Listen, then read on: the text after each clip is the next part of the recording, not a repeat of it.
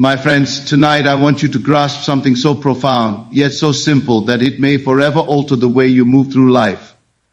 Imagine for a moment that the greatest creative workshop in existence is not found in a temple, nor in a library, nor in any distant land. It is found in your own bed, in those quiet moments before sleep.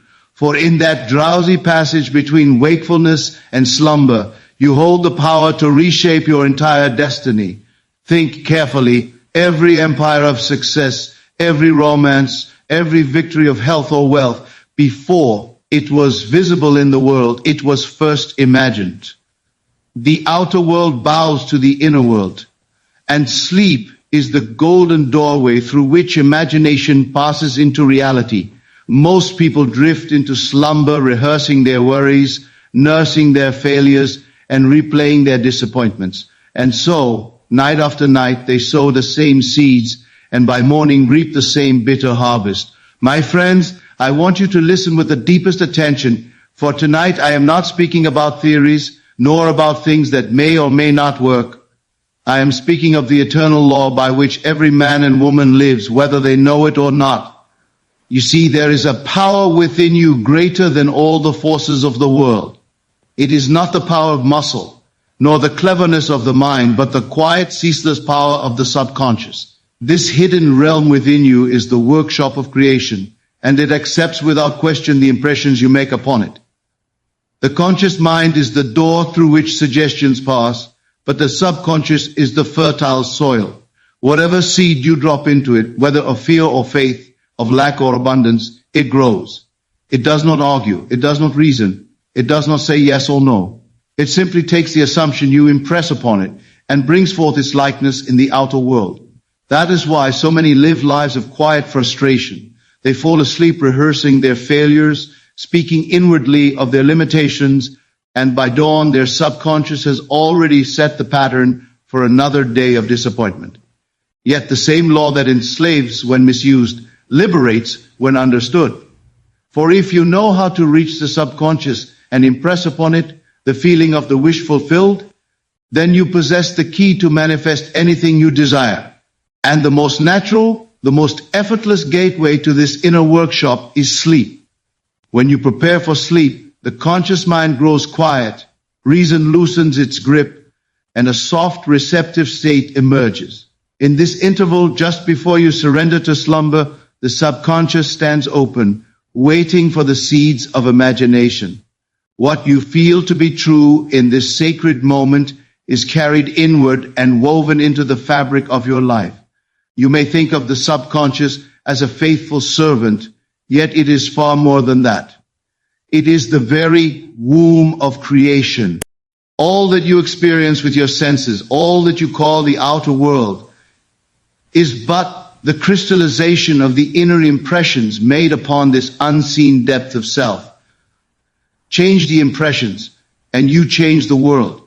Persist in a new assumption, and the old must give way, for nothing can resist the power of a subconscious conviction. Consider this. Have you not noticed how often your fears seem to come alive? You worry at night, you picture the worst, you feel the pang of dread, and days later the very thing you dreaded takes shape before you. That is no accident. That is law. But if such unwanted seeds can bear fruit, how much more glorious will be the harvest when you deliberately sow the seed of your desire, clothed in the feeling that it is already yours. As you lie in bed tonight, do not let the last thoughts you carry into sleep be thoughts of defeat. Do not rehearse the grievances of the day.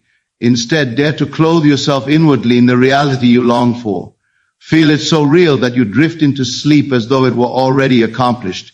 Let that be your final act of the day, to live in imagination from the end. You need not strain, nor beg, nor wonder how it shall be done. Your task is not to figure out the means, but to feel the end. The subconscious will find the way, arranging circumstances, drawing to you the people, the opportunities, even the so-called coincidences, to bring about the fulfillment of what you have impressed upon it. It is impartial, it is precise, it is infallible. All of life is nothing more than the outpicturing of inner assumptions. Look closely at your world, and you will see only the reflection of what you have dared to believe about yourself. If you persist in lack, life mirrors lack. If you persist in abundance, life mirrors abundance. The mirror does not choose, it only reflects. The subconscious is that mirror, and it never fails. So tonight, I ask you, what seeds will you plant before surrendering to sleep? Will you so worry, or will you so triumph? Will you drift away rehearsing your doubts, or will you dare to fall asleep already living the life you desire? For as you sleep, the great creative power within you goes to work, shaping tomorrow in the likeness of tonight's final vision. When I speak of living in the end, I am not speaking of wishful thinking, nor of pretending that something is true while secretly believing it is not. I am speaking of a radical shift in consciousness where you abandon the question of when or how and move inwardly to the place where your desire is already accomplished. To live in the end is to occupy the state of the wish fulfilled, to think from it, to feel from it until it becomes more real to you inwardly than the facts that now surround you. Consider the difference. To desire something is to acknowledge that you do not yet have it. Desire in itself, left alone, often strengthens the sense of lack. But to assume the feeling of the wish fulfilled is to cross the gulf between longing and possession. It is to say within yourself, it is done. And to rest in that inner conviction as though it were already visible to the senses. The world teaches you to wait for proof before you believe. It says, when I see it, I will believe it. But the law of creation reverses this order. It declares, when you believe it, you will see it. Belief is not a weak acceptance, but a daring act of imagination. To believe is to feel the reality of your desire now, to live and move and breathe as the person you would be if it were already true. Suppose you desire wealth. Do not go to sleep feeling poor, worrying about bills, and hoping tomorrow something will change. Instead, enter the state of the wealthy one. Feel the security, the freedom, the joy of already possessing what you seek. Imagine yourself writing the check, giving generously, living as one who has more than enough. And then fall asleep in that state as though it were the most natural thing in the world. Or perhaps you long for love. Do not toss upon your bed rehearsing loneliness. Rather, imagine the tender weight of the ring upon your finger, the warmth of companionship, the delight of being chosen and cherished. Fall asleep tonight, not as one who hopes to be loved, but as one already deeply loved. If you dare to enter that feeling and persist in it, your world must mirror it, for life is forever presenting to you the states you most persistently occupy. Do not ask how it will happen.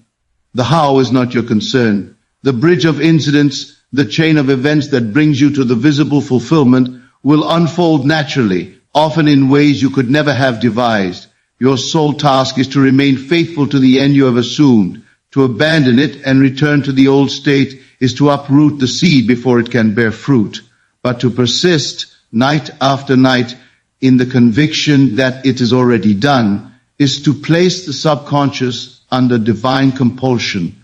It must outpicture your assumption, for the unseen reality is more potent than the seen. You may say, but is it not self-deception to live in the end when my senses deny it? My friends, what the senses report is but the shadow of yesterday's assumptions. The world you see is not ultimate reality. It is the delayed echo of what you once believed. To live in the end is not to deceive yourself, but to command the very substance from which tomorrow will be woven. Do not wait for evidence. Evidence waits for you. Dare to assume the state of the fulfilled desire, and the evidence will come rushing to meet you. The outer must conform to the inner, for there is no power in this world greater than a sustained assumption. So tonight, when you lay down to sleep, do not lie down as a beggar pleading for change. Lie down as the one who already possesses the change. Feel the thrill of accomplishment, the relief of answered prayer, the gratitude of one whose dream is already fact.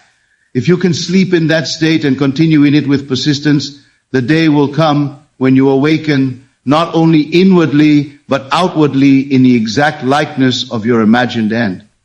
If there is one truth I wish to press upon your heart tonight, it is this: creation is not the product of empty words nor of cold thoughts, but of feeling. Feeling is the one and only medium by which the unseen takes form. It is not what you say aloud, nor even what you casually think during the day, but what you feel to be true that is carried into the depths of your being and impressed upon the subconscious.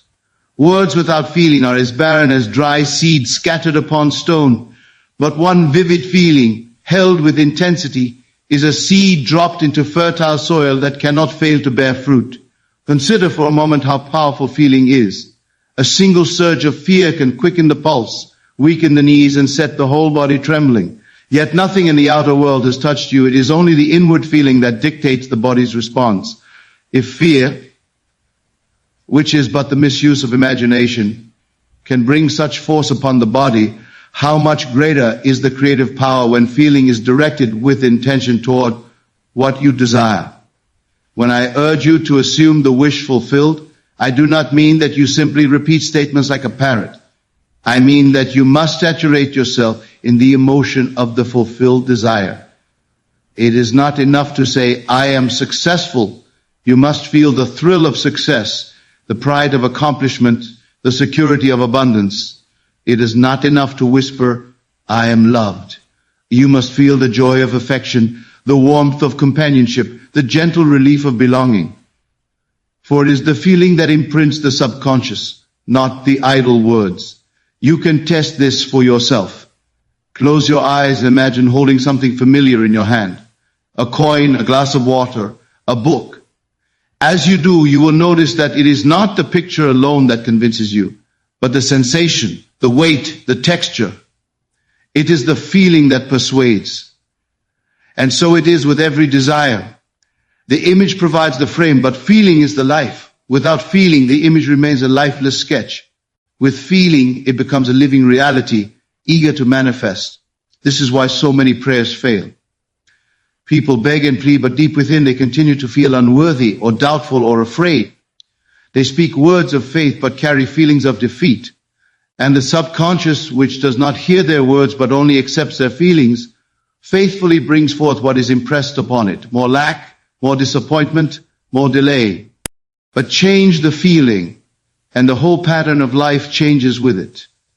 The instant you dare to feel differently about yourself, you begin to create a different future. Feel wealthy, and wealth must find you. Feel healthy, and health begins to move through your veins. Feel loved, and love surrounds you in forms you could not have planned. Life responds not to what you say you want, but to what you inwardly feel you are. So when you lie down tonight, ask yourself not, what do I desire? But rather, what would I feel it were already so? And then let that feeling take root. Let it fill your mind. Let it sink into your body. Let it cradle you as you drift into slumber. If it feels unnatural at first, persist until it becomes natural. For when a feeling becomes natural, it is on the verge of manifestation. The great secret is this: you do not wait for circumstances to make you feel. You feel first, and the circumstances follow. You do not wait for proof to rejoice. You rejoice, and proof appears. To live by feeling is to live from the cause, not the effect. And the cause is always within you.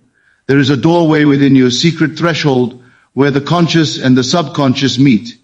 It is neither the busyness of waking thought, nor the oblivion of deep sleep, but that tender interval in between. This state, gentle yet powerful, is where imagination moves without resistance and where the seed of desire can be sown most effectively. I call it a state akin to sleep. Why is it so important? Because in your ordinary waking hours, the conscious mind is loud, critical, always measuring, always questioning, always interfering with how and when. It clings to facts, rehearses limitations, and often argues against the very thing you want. But as the body grows relaxed and the mind drifts toward drowsiness, reason loosens its grip. The chatter of doubt subsides. In this twilight state, your imagination is sovereign. The gate is open, and the subconscious, waiting in silence, accepts impressions as unquestioned truth. Think of the moments just before you drift into sleep. Your body is heavy. Your breathing slow. Your thoughts float like feathers in the air. In this interval, the slightest idea clothed in feeling can bypass all resistance and sink into the depths of self, where it takes root and begins to shape your world. Most people waste this sacred passage by replaying the failures of the day, nursing grievances, or worrying about tomorrow, and because they fall asleep in that state, the subconscious faithfully outpictures those very conditions again and again. But you, if you are wise, will use this threshold as a workshop of creation. Tonight, when you prepare for sleep, do not carry with you the weight of lack or fear. Instead, choose the image, the scene that implies your wish is fulfilled. Let it be simple. It may be a friend congratulating you, or the feel of money in your hands, or the embrace of the one you love. Whatever scene would follow if your desire were now reality, construct it in imagination. Do not watch it as though it were happening to someone else. Enter into the scene. Feel it from within. If you imagine shaking a hand, feel the pressure of that hand. If you imagine lying in a new home, feel the texture of the sheets, the air of the room, the sense of belonging. Let every detail be colored with the emotion of fulfillment. And hold that scene gently, as though you are cradling a dream, until drowsiness steals over you. Then surrender to sleep, carrying the feeling as your final impression.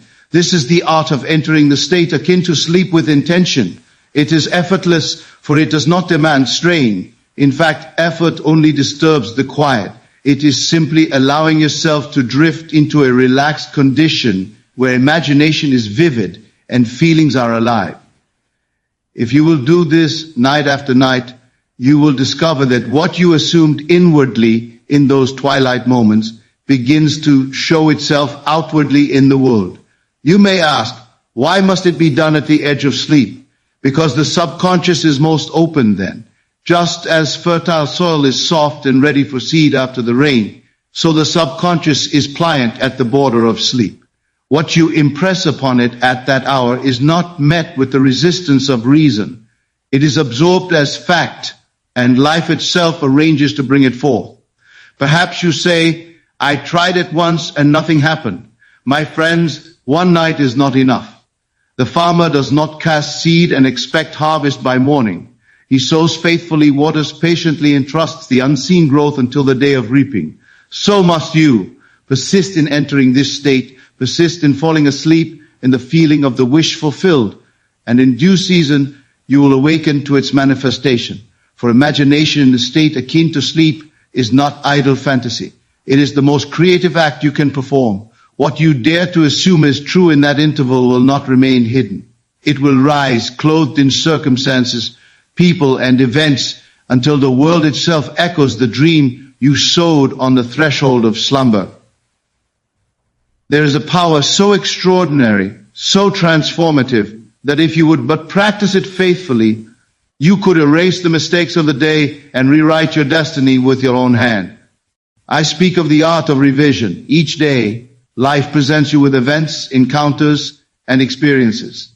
Some uplift you, others wound you, and still others fall short of your hopes. Most people accept these events as final, as though what has happened is carved in stone. But I tell you, nothing is final until you decree it so in imagination. At the close of the day, as you prepare for sleep, I ask you not to replay the hours as they unfolded, but to rewrite them as they should have been. Suppose someone spoke harshly to you. Do not fall asleep nursing that wound. Instead, imagine that same person speaking kindly, offering words of love, words of encouragement. Suppose you faced failure or rejection. Do not carry that into sleep. Instead, see yourself victorious, embraced, congratulated, accepted. Feel the joy of the better outcome, the relief of the happier ending. For as you revise the day in imagination, you are planting new seeds in the subconscious, and the subconscious will carry those seeds into your tomorrows. The past, as you call it, is not fixed. It is memory, and memory itself is but an image in consciousness. Change the image and you change the effect it has upon you. If an event left you fearful, change it in imagination to one that leaves you strong. If it left you sorrowful, rewrite it so it brings you joy. The subconscious does not distinguish between what you call actual, and what you vividly feel to be real. It accepts the revision as though it truly occurred, and from that moment your life begins to reshape itself around the new pattern. This is not escape from reality, it is mastery over reality. For the outer world is only the shadow of inner assumptions. By revising an event, you are not pretending it never happened. You are choosing the state you wish to carry forward, and life, being obedient, will reflect that state in ways that astonish you. Try it tonight. Recall the events of your day. Take the ones that displeased you, that disappointed you, that pained you, and in the quiet of your mind, replay them differently. If a door was closed to you, imagine it opening. If you were slighted, imagine being honored. If you lost, imagine winning. And do not merely think of the change, feel it. Feel the warmth of the handshake, the joy of success, the gratitude of reconciliation. Let that feeling be the final impression upon your heart before you slip into sleep. With practice, you will discover a marvelous truth. Not only will tomorrow's experiences begin to conform to your revisions, but even the so-called past itself will appear altered. People will behave differently. Situations will resolve themselves. Relationships once strained will seem mysteriously healed. It is as though the new memory you planted reaches backward as well as forward, weaving itself into the fabric of your life until it appears to have always been so. For what is memory but the present awareness of an image? And what is imagination but the faculty that creates new images? Use imagination to revise memory, and you redeem the past, transform the present, and secure the future. This is the alchemy of consciousness. Do not underestimate the power of this practice.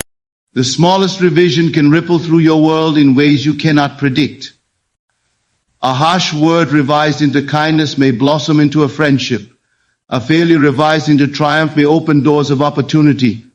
A lonely moment revised into love may draw to you the very companionship you seek. For the subconscious, once impressed, must externalize what it has received. So I urge you, as you lie down each night, do not let the day die as it was lived. Let it die as it should have been lived. Revise it, reshape it, redeem it. In doing so, you are not only healing the wounds of today, but creating the victories of tomorrow. The great difference between those who succeed in this art and those who fail is not talent nor opportunity, nor even desire. It is persistence. For many touch the truth once, they glimpse its power, they even taste its promise. But when the outer world does not immediately bend to their assumption, they abandon it, returning to the old state of doubt and despair. They do not realize that every assumption, when persisted in, will harden into fact. You cannot plant a seed tonight and dig it up tomorrow to see if it has grown. The farmer knows better. He plants, he waters, he waits in confidence, knowing that unseen forces are at work. So it is with imagination. The seed is the feeling of the wish fulfilled. The soil is your subconscious. The harvest is the visible life you will live. But between sowing and reaping, you must persist. You must hold fast to the assumption, no matter what the senses report. For the senses are liars. They tell you of delay, of lack, of impossibility. They insist that nothing has changed. But within you, everything has changed the moment you dare to assume. If you abandon that inner conviction because the outer has not yet caught up, you uproot the seed before it can bear fruit. But if you persist, if you continue night after night to sleep in the state of the fulfilled desire, if you walk through the day inwardly clothed in its reality, then the world has no choice but to mirror your persistence.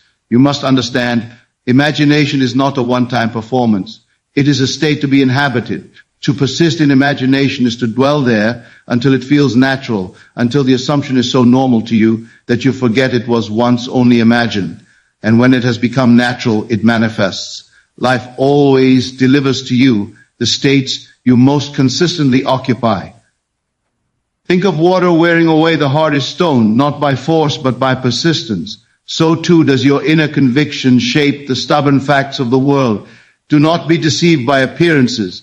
They are but shadows of yesterday's belief. Hold to your new assumption, persist in it, and tomorrow must take its likeness. There will come moments when you are tempted to say, it is not working. That is the voice of the old state calling you back. Do not listen. Instead, return inwardly to the end you have chosen. Feel again the joy of fulfillment. Rest again in the certainty of accomplishment.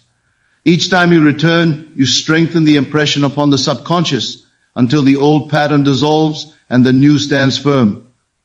Suppose you desire health. The body may protest, symptoms may persist, but do not surrender to them. Persist in the assumption of health. Night after night, fall asleep in the feeling of being whole, vibrant, free. Suppose you desire abundance. The bills may pile high, opportunities may seem scarce, but do not consent to poverty. Persist in the feeling of plenty, of generosity, of freedom. Or perhaps you long for love. Do not rehearse loneliness. Persist in the state of being cherished, chosen, adored. Persistence is the test of belief.